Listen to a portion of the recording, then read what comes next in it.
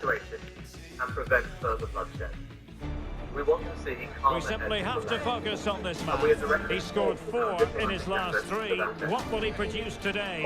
Stay with us on EA TV. And we find ourselves in one of the great football cities, Liverpool, here at Goodison Park. I'm Derek Ray, and with me here on the commentary box is Stuart Robson. And looking forward to bringing you action from the Premier League coming right up. It's Everton taking on Chelsea. Well, Derek, we can talk about coaches and their methods, but it's now down to the players. Great opportunity! Oh, it's in! And it goes down as an own goal by the keeper. That must be avoided.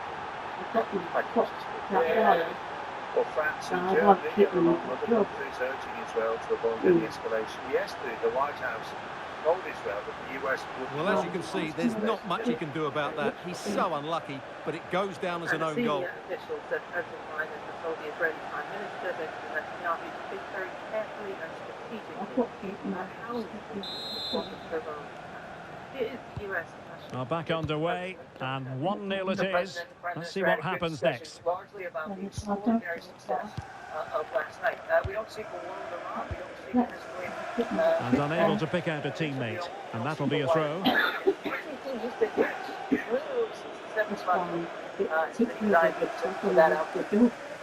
That's the US. Well, for Brighton fans, a story of disappointment, really. This is not what they thought they were going to see. Well, what a poor season they're having. I really thought they would be challenging for the title. There just seems to be something wrong with the attitude of the players at the moment, and that needs to change quickly. And Everton exploiting the space on the flank. Not really. And that could have consequences.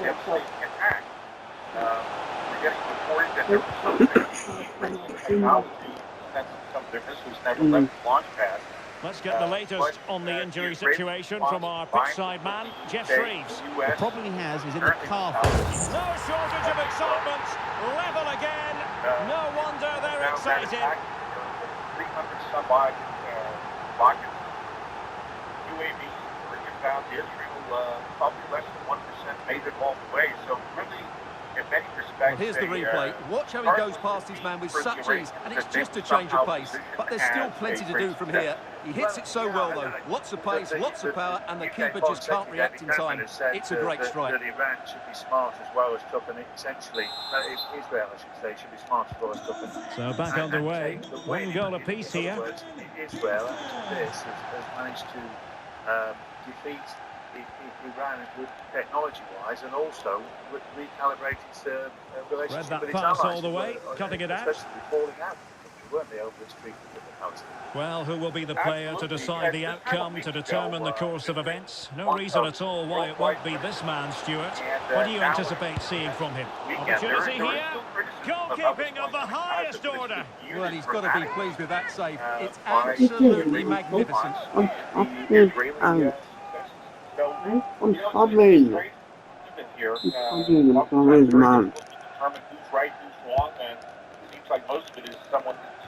Everybody's somewhere. Well, such a high degree of difficulty, not quite in the end. Well, how good was that? It's such a difficult piece of skill, which he made look so easy.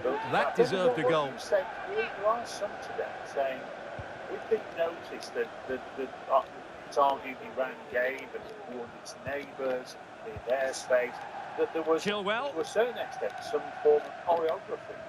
And he has options available. This was an attack designed.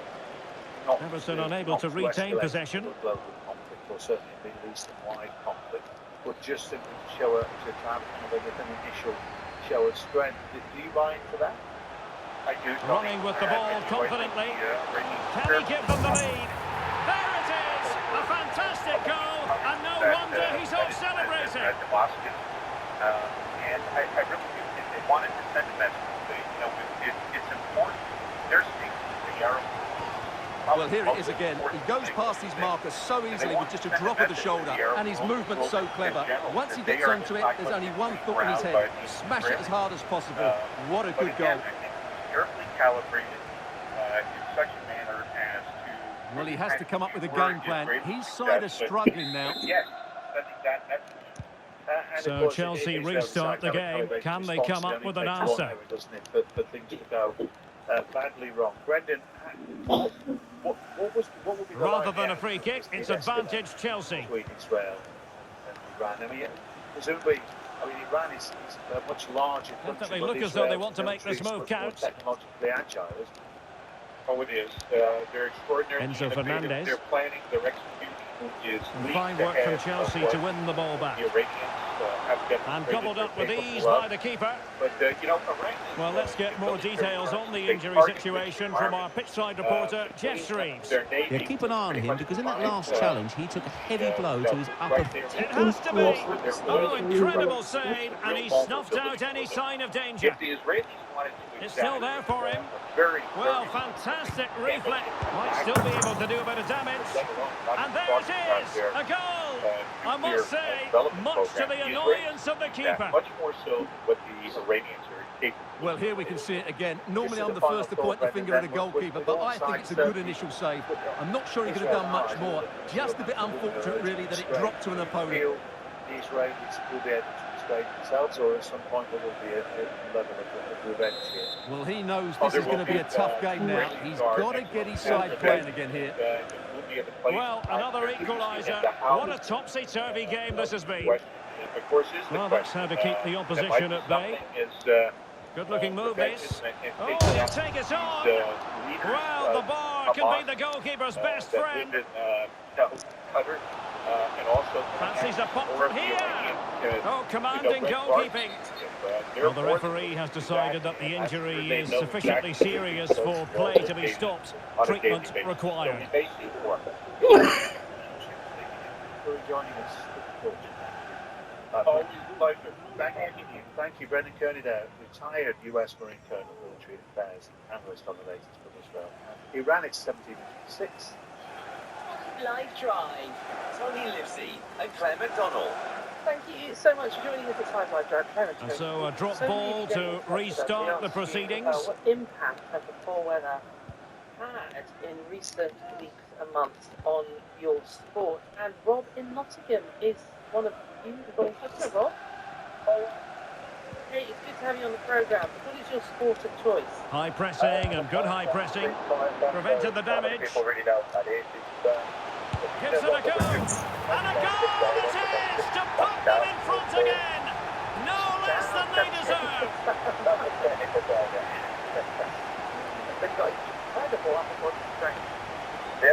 Well, here you can see what a good goal this is. He hits it so cleanly, and the keeper has no chance. That's a great strike. Election races for the World Championship. Was it the weekend? Yeah, just gone, yeah. What happened?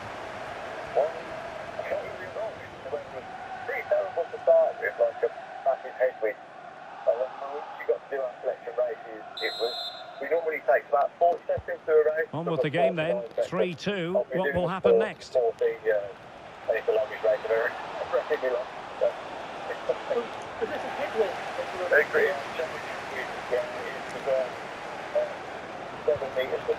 Nkunku, vital intervention. Nkunku. This could level it. Oh, but the keeper with an important save. How important is that? Well, he should score from there. That's a wasted opportunity. He should beat the keeper from that sort of distance. People go there and do like the one water things like that as well. Like it's open to the top bit. And over comes the corner. And clearing it away. Well, breaking at pace is always a possibility. Might be a chance here. Oh, that is a super save. Well, he had to finish that, but credit to the goalkeeper. That's a brilliant stop. Yes.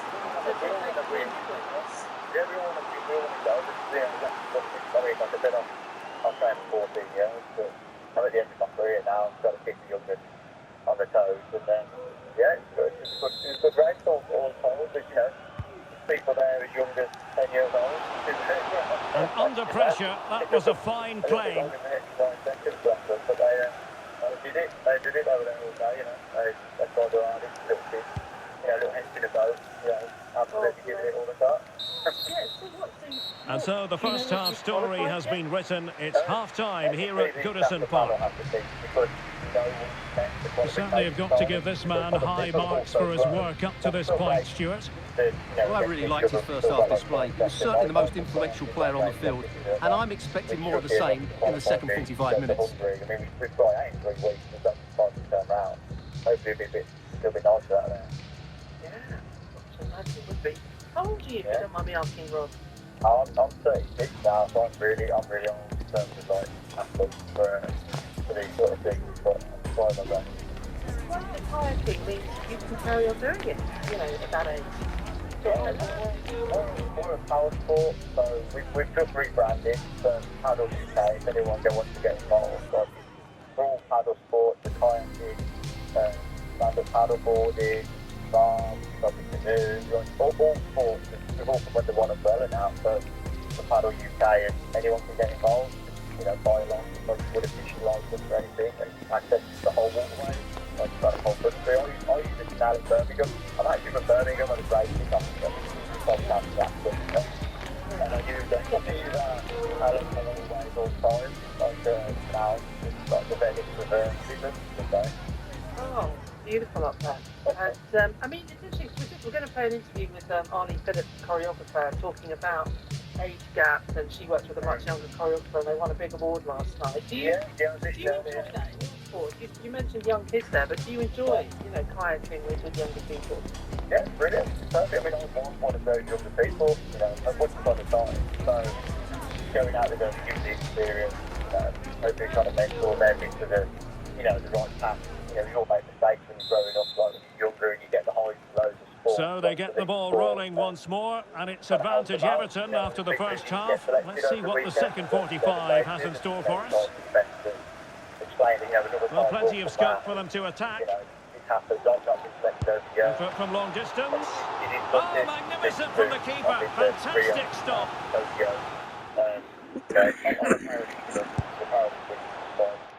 Amazing, and then hopefully we'll find out in June if one of us will go out to Paris.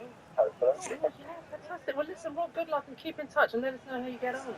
Thank you. If anybody wants to follow, like I said, anything, there's Paddle UK or my own handle, Rob Oliver G, and you can see all the other guys do that. If anybody's interested in following the story. But yeah, well, the danger is still there. Rob, smash it down. Oh, that is extraordinary! True athleticism to make contact in that fashion, and it's one of the finest goals you're ever likely to see. Simply stunning. Yeah, today marks 39 years since the hospital. Well, just look at this. Magnificent agility, perfect timing and great connection. What a goal that is. That was when the game against Nottingham Forest was stopped on the 15th of April. The silence was followed by the tolling of a bell. Well, back to the drawing board, I'm afraid. His team have been really poor today. So the current scoreline, 4-2.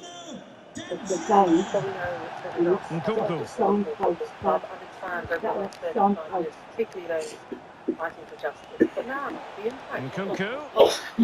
being highlighted. There are calls. And there to intervene. Oh, can he finish it here, Derek? And a goal! He's put it away! A celebratory moment!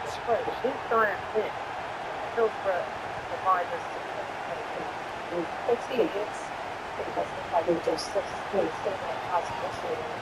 Well, here it is again, and it's all about the pace on the counter-attack. They were so quick to break out from their defensive positions, and then through on goal, he just goes for power and smashes it past the keeper. There's no stopping that. What a great finish. I'm going to listen to people and thinking what they were saying. Our fans were in the stands, and I realised our fans in the stands are suffering as well, and what they saw was horrendous. Gallagher. By 2021, sort of realised that Post fans were there as well. Well, a new podcast, Hillsborough Unheard, Nottingham Forest fans. This is looking threatening. The anniversary of the tragedy. You can listen to that on BBC Sounds. Can they convert? Oh, tremendous reflex action there from the keeper. Well, he didn't have long to react, did he? But that's a top-class save, I have to say. Turned out to be bodies. They've decided that now is the time to go to the bench. Stretchers and carry them down, deposit them in the penalty area, standing there watching this unfold, helpless. So we saw everything, and I remember... Now the short corner routine. Really good improvised goalkeeping. And the Chelsea throw-in coming up here. Well, doesn't have to do it on his own. I remember standing on my seat. A lovely attempt.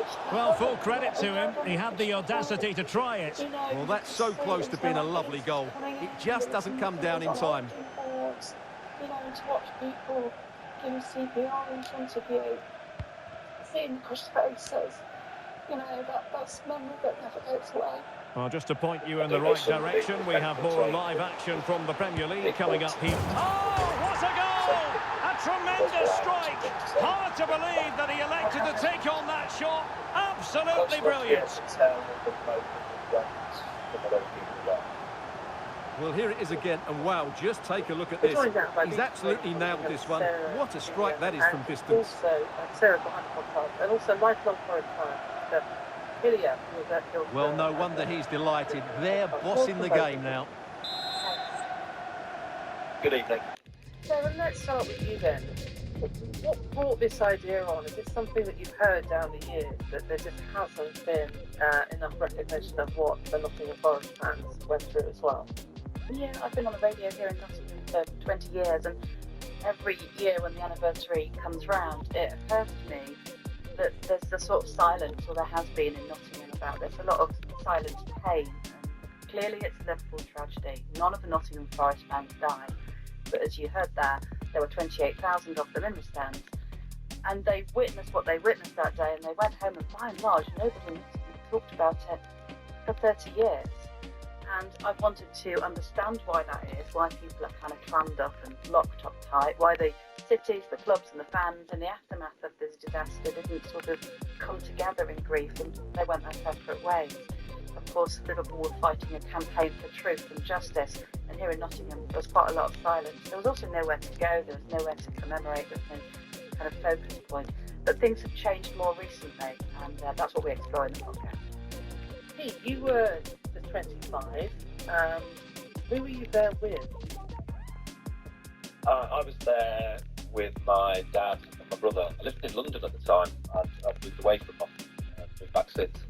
So I travelled up, met my brother and my dad there. My dad's no longer with us. He passed away 11 years ago. And we've never mentioned it once. It's never been discussed in our family. It was a strange wall of silence. My partner asked me today, which of the 8 lads that I sit with, we have 8 season tickets together in the Trent tent, who wasn't at Hillsborough. I've known these lads since I was at primary school. I don't even know who was there. I think a couple of them were, but it's an odd thing. It's a very strange thing. I don't want to, make you relive that day. It sounds, obviously, it's incredibly traumatic, but can you give us an idea of how close you were to this unfolding tragedy?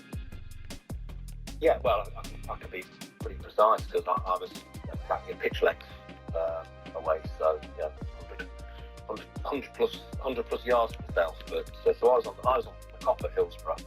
That was traumatic enough for me because the attempts at revival were all conducted in the penalty area in front of us. But I think what you have to also remember is that Forest fans also have the South Stand at Hillsborough, so I do know some people who were sat right in the cork flag within touching distance of the fences at the Lepping Lane. Reading it through. Those are the people who seem the most badly affected, but still haven't been killed tonight. I know a guy who's in that part of the ground who still repeatedly wakes up in the night and calls the police thinking... And no way to sugarcoat that one, Stuart. Yeah, well, sometimes it's worth having a shot from distance. He never really set himself to hit that cleanly. No one's attempted hijacking. The last thing we want to do, but there are some people. There's a continuum. There are people who are, say, completely unaffected. There are people who cope with it well. Did you not talk about it, do you think? And as you say, the friends that you've gone to see... Well, he's certainly not alone. All those years, you don't even know. Well, a nearly moment, just over the top.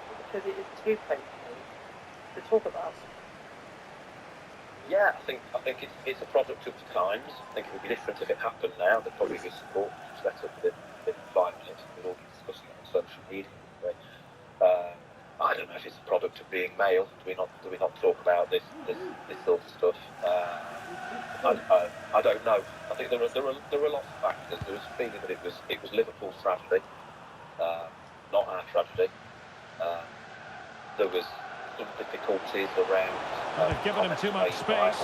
Well, somehow the goalkeeper got to it. But got that wrong. Whether it's ill-advised or not, the things he said, and that creates a little bit of animosity.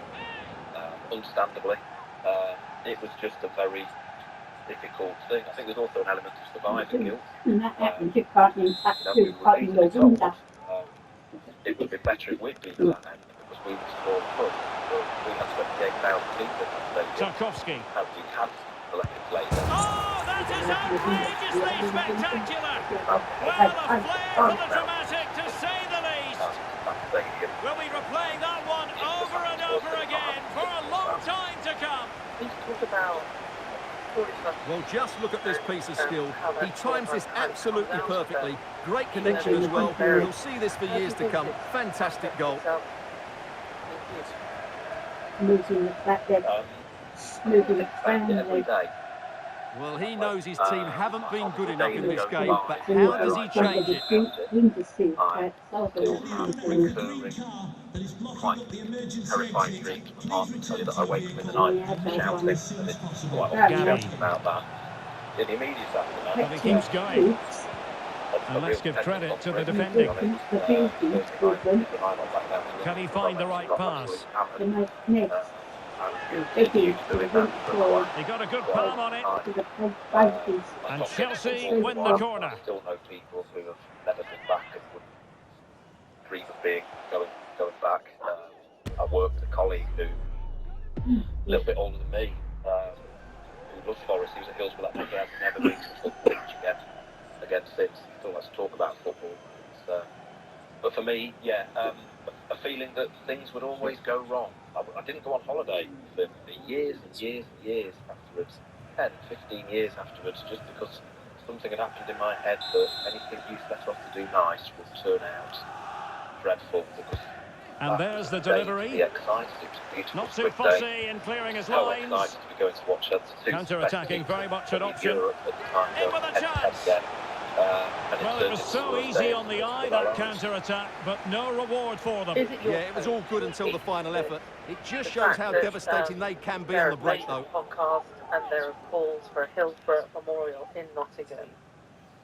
That will be the start of the healing process, and people in the city who were there, maybe this can be the start of a conversation that can start to heal those people and their experiences. The focus that can be on them, people like you, for a change. Well, using the space really well, but now can they push on? Well, that's really sound goalkeeping, not letting the opposition have any scraps. Input from long distance. The referee is given a corner. And allows people to access poetry around that. But there is a campaigning element to it. We have requested a memorial. I wrote to Forest several years ago, suggesting that. Was told at the time that it was inappropriate and too controversial. Don't know why. Well, showing good vision. Michael Keane. A wild attempt. Not that the goalkeeper is complaining. Well, he probably should do a lot better there. That was half a chance. A little more, and there are more positive noises. Current chairman Tom Cartledge, which is great to see. But a point for people to go and reflect. Today's the first day in several years that I haven't been able to be at Anfield for the anniversary. I'm in Buenos Aires. Really closing him down. So I've not made it there, but it would be great for there to be somewhere. Using his strength to shield the ball. Not made it look routine, but read it well. He has teammates around him. Just couldn't get it through. Pete, it's so good to talk to you. Thank you so much for joining us. We really appreciate it. Pete Hillier there. Sarah Julian from BBC Radio Nottingham. Where can we hear the podcast, Sarah? Available now on BBC Sound. It's called Hillsborough Unheard, Nottingham Forest fans. And whilst it's upsetting, I think you'll also find that the communication and the connection kind of between the two sets of fans which have started to emerge is actually really quite uplifting. Thank you so much for joining us. We really appreciate you giving us your time. Hillsborough Unheard, Nottingham Forest fans. Thwarting him. Let's get the news headlines for the bunch. Takes the shot. Just missing narrowly on the volley. Well, it's a fantastic effort. Difficult technique, but he caught it so well. He's unfortunate. On Israel over the weekend was carefully calibrated. Brendan Kearney says Tehran wanted to send a message to the Arab world that they wouldn't be pushed around. Sunak says he'll talk to the Israeli Prime Minister Benjamin Netanyahu about a possible response. The judge in Donald Trump's criminal trial has told him he'll need to behave if he wants to stay in the courtroom. Justice Merchant told the former president that he can be excluded from the proceedings if he disrupts them in any way. Mr. Trump denies covering the push money paid to the porn star Stormy Daniels. Plenty of support here. He's in with a chance. Determined defending. 97 match was the event. And cold around the world is turning white and dying because of warmer oceans. Where scientists say hot sea can cause the mass cold bleaching event around the world. Those are the headlines from Andy Everton. Hello again, Tony. The Premier League delivered so much drama, didn't it, over the weekend? And the football continues tonight as Chelsea host Everton at Stamford Bridge. Mark Scott is next. Hi, Dennis. Yes, having officially appealed against their latest points deduction, Everton aim to add some vital ones here later, but to say history is not on their side would be something of an understatement. They've not won any of their last 28 league games here, with their most recent Premier League victory at the Bridge coming in 1994. Sean Dyche, though, has frustrated Chelsea a fair few times before. Mourinho, Sarri and Chico Oh, really hit with venom and off the woodwork. Well, that's a great shot. He just hit it with such power. I'm not sure the keeper would have got that, you know. Slipped to draws by that very scoreline against other strugglers in Sheffield United and Burnley recently. Mark, thank you. And Mark, we're bringing you updates on Hard Life Sport from 7 throughout the Monday night. Of course, tributes have been paid to the former England and Kent spinner Derek Underwood, who's died aged 78. 297 wickets and 86 test appearances for England. Former England captain David Gower has been spotted. Yeah, he's described as Young. Miles from goal. Can they put it away? Well, you can't really head them any better than that. But the goalkeeper was up to the task. So now a corner. The most of the pitch, if he gripped for it, he was unplayable. If it was a flat pitch, but it could still tie things down, and his consistency was all. Not all that convincing defensively, and both hands on it. Good goalkeeping. And that will be that as the referee signals that this game is over and 3 points for Everton. What did you make of it all? You're absolutely right, Derek. Their attacking play was excellent, full of energy and pace, and the midfield completely dominated the game. It was a great all-round performance.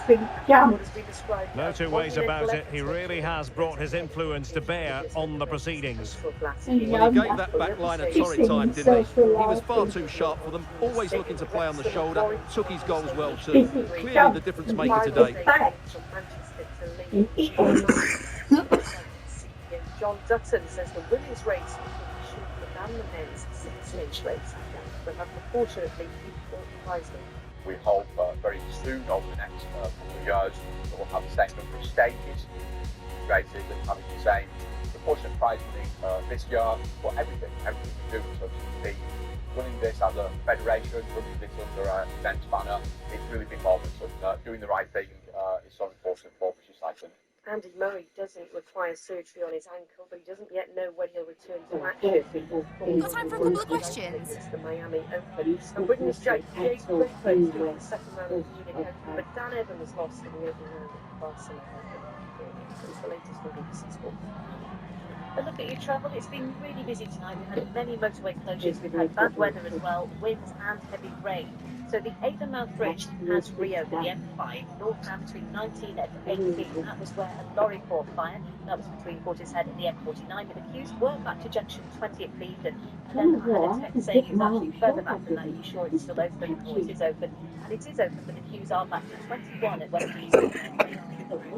The A370 also busy, that's northbound towards Bristol. We've got queues on the A38 again northbound towards Bristol as a knock-on effect. The M4 Prince of Wales Bridge is now busy on the westbound side from England to Wales. That's because of the earlier closure of the M48 Severn Bridge because of the strong wind. It's all open now in both directions. The M6 and northbound approaching the M42 at junction 4A. That's it. That's Thanks where very we had a much. broken down vehicle, but queues remain. It's been backing up on the M42 northbound to 6 at Birmingham Airport. Not the M6, it's the M42 backing up to 6.